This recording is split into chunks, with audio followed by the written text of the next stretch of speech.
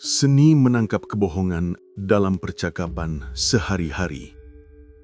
Fakta yang mungkin mengejutkan, rata-rata manusia berbohong 2 hingga 3 kali dalam percakapan berdurasi 10 menit.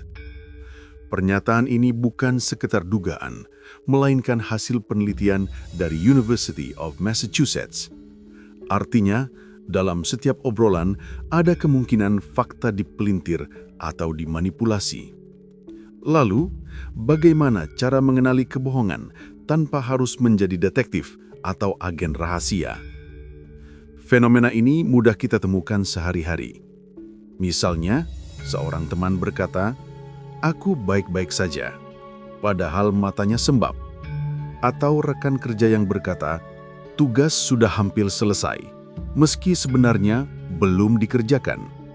Kebohongan kecil memang sering tidak menimbulkan kerugian, tetapi jika kita ingin memahami seseorang lebih dalam, kemampuan membaca tanda-tanda ketidakjujuran menjadi sangat penting. 1. Perhatikan inkonsistensi cerita. Kebohongan sering meninggalkan celah yang muncul ketika cerita diulang. Orang yang jujur biasanya menyampaikan kisah dengan detail yang konsisten, sementara pembohong cenderung mengubah urutan, detail, atau nada suara.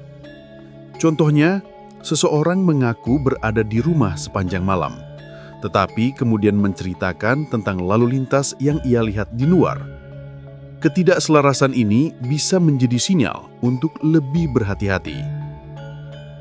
Cara terbaik mendeteksi hal ini adalah mendengarkan dengan penuh perhatian, lalu mengajukan pertanyaan klarifikasi secara wajar agar cerita diuji secara alami. 2. Amati bahasa tubuh yang tidak sinkron. Tubuh sering mengungkapkan kebenaran ketika kata-kata berbohong. Mikroekspresi seperti kedipan cepat, gerakan gelisah, atau senyum kaku yang dipaksakan dapat menjadi petunjuk. Sebagai contoh, seseorang mengaku tidak marah, tetapi rahangnya mengeras dan tatapannya tajam. Ketidakselarasan antara ucapan dan ekspresi ini menunjukkan adanya perasaan yang berlawanan.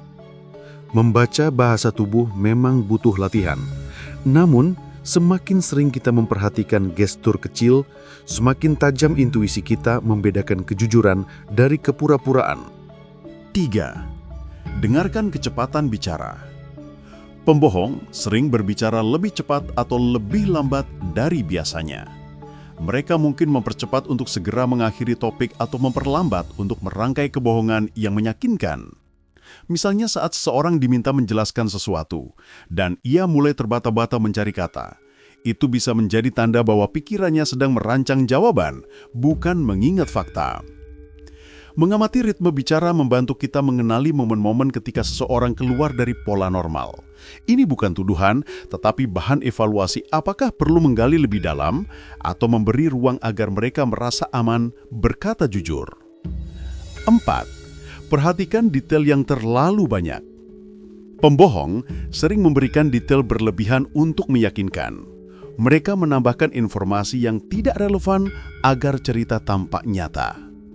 Contohnya, ketika ditanya kenapa terlambat, seseorang berkata, "Saya harus isi bensin, terus antreannya panjang, terus ada ibu-ibu yang jatuh, saya bantu dulu." Rangkaian detail panjang bisa jadi upaya menutupi fakta bahwa ia hanya bangun terlambat. Mendengarkan dengan fokus membantu membedakan antara detail alami dan detail yang dibuat-buat. Cerita yang jujur biasanya mengalir sederhana tanpa terlalu banyak penjelasan tambahan. 5. Rasakan nada emosi yang terlalu dikendalikan. Kebohongan sering datang dengan usaha keras untuk terlihat tenang. Emosi yang terlalu terkendali bisa menjadi tanda ada sesuatu yang disembunyikan. Misalnya, seseorang yang ditanya tentang gosip kantor bisa menjawab dengan senyum kaku dan suara datar, padahal topik itu biasanya memancing reaksi spontan. Melatih kepekaan terhadap perubahan emosi membantu kita membaca situasi dengan lebih tepat. Ini bukan untuk menghakimi, tetapi untuk memahami konteks emosional yang sebenarnya. 6. Uji dengan pertanyaan netral. Pertanyaan netral dapat membantu melihat reaksi spontan. Ketika seseorang berbohong, Ia cenderung overthinking dalam menjawab, bahkan untuk hal sederhana. Contoh, jika seseorang berkata ia sedang di rumah, tanyakan, apa yang sedang kamu tonton? Atau, bagaimana cuaca di sana? Jawaban yang terlalu lama atau berputar-putar bisa menjadi tanda cerita disusun. Menggunakan pertanyaan netral memberi kita data tambahan tanpa membuat lawan bicara merasa diinterogasi.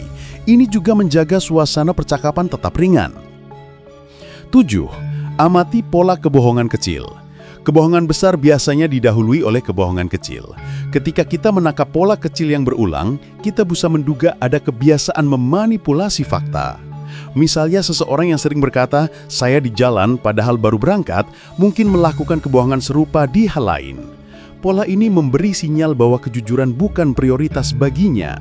Mengamati pola bukan berarti menaruh curiga pada semua orang, melainkan membangun pemahaman realistis tentang karakter seseorang. Ini membantu kita menentukan seberapa jauh kita bisa mempercayai mereka. Kemampuan menangkap kebohongan bukan untuk menjebak, tetapi memahami orang lebih baik.